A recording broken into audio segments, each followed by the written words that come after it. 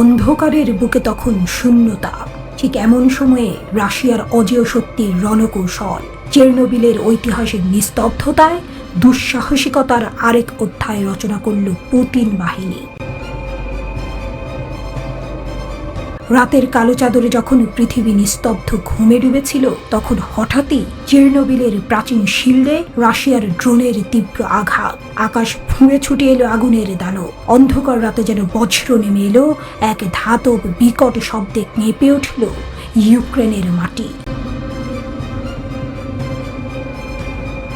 সেখানে ঘুমিয়ে আছে এক ভয়ঙ্কর অতীত, চেরনোবিল। যে শহরের বাতাস একসময় তেজস্ক্রিয়তার ভয়াল বলে শূন্য হয়েছিল, সেখানেই আবার আঘাত। রাশিয়ার ড্রোন আঘাত হেনেছে সেই বিকিরণ শিল্ডে, যে শিল্ড আটকে রেখেছিল মৃত্যুর শীতল শ্বাস। ইউক্রেনের প্রেসিডেন্ট ভলোদিমির ঘোষণা বজ্রপাতের মতো ঝলক মেরে বলে উঠল, চেরনোবিলের নিরাপত্তা শিল্ডে আজ রাশিয়ার ড্রোন আঘাত হেনেছে। ওই ঘোষণায় ছিল এক আগুনের উত্তেজনা।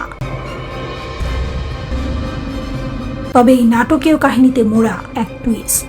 রাশিয়া অজেয় শক্তি ও প্রতিরোধের ইতিহাস যেন এক অমর মহাকাব্যের পাতা। সেই দেশটাই এই ঘটনার কথা পুরোপুরি অস্বীকার করে। ক্রেমলিনের মুখপাত্র দিমিত্রি ঠান্ডা স্বরে বলে উঠলেন, এটি শুধুমাত্র উস্কানি, কোনো সুনির্দিষ্ট তথ্য আমার কাছে নেই।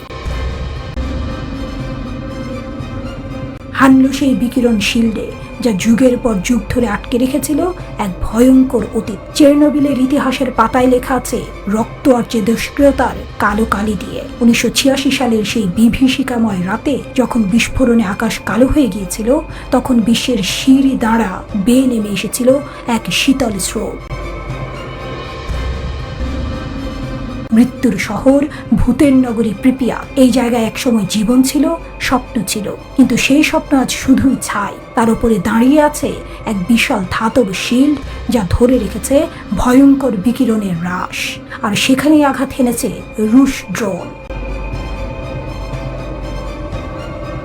যদিও দমকল বাহিনী দ্রুত পদক্ষেপে আগুন নেভানো গেছে, কিন্তু প্রাথমিক প্রতিবেদনে বলা হয়েছে শিল্ডের উল্লেখযোগ্য ক্ষতি হয়েছে। রাত 2টার দিকে সংগঠিত এই হামলায় আবরণের বেশ কয়েকটি জায়গা ক্ষতিগ্রস্ত হয়েছে, নিশ্চিত করেছেন ইউক্রেনের জরুরি পরিষেবার মুখপাত্র শীতলানা ভোদোলাখা। বিশ্ব জানে রাশিয়া শক্তির প্রতি। তাদের হাতে আছে ভয়ঙ্কর যুদ্ধাস্ত্র, অত্যাধুনিক ড্রোন, ক্ষেপণাস্ত্র। ইউক্রেনের বিরুদ্ধে এই যুদ্ধে তারা বারবার তাদের সামরিক শক্তির বহিঃপ্রকাশ করেছে, কিন্তু চেরনোবিল এই জায়গা কি শুধুই একটি লক্ষ্যবস্তু? জাতিসংঘের পারমাণবিক পর্যবেক্ষক সংস্থা জানিয়েছে, শুক্রবার সকাল পর্যন্ত বিকিরণের মাত্রা স্বাভাবিক ছিল। তবে এই হামলার পরে বিকিরণের মাত্রা কতটা পরিবর্তিত হবে তা পর্যবেক্ষণ করা হচ্ছে।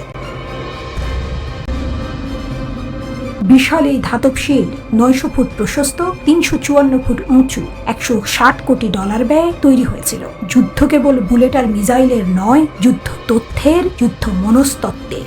ইতিহাস বলে প্রতিটি আঘাতের পেছনে লুকিয়ে আছে এক নতুন যুদ্ধের ছায়া। তবে চেরনোবিল একটি, তার ভেতরে লুকিয়ে আছে এক ভয়ঙ্কর অতীত, যেন বলতে চায়, আমাকে জাগিও না, নইলে ধ্বংস নেমে আসবে।